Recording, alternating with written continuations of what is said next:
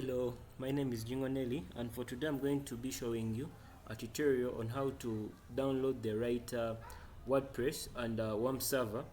So with this you get to choose any browser you feel like. So I've chosen Opera.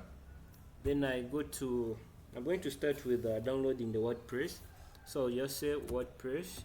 So I'm going to choose WordPress.org. Then I'll click on the download option I'm seeing of WordPress. After clicking on it, I get to go to such a platform. Then below it I'll be seeing download WordPress 5.8.2. Then I click download. After that, when I check my icon here, it will be showing me that it's downloading and it has already finished downloading.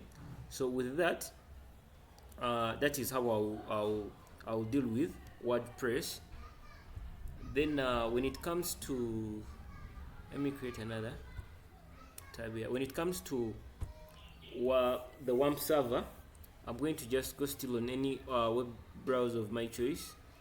Click Wamp server. So I'm going to use wampserver.com download, and then I go to the second option, which is this. I click on it.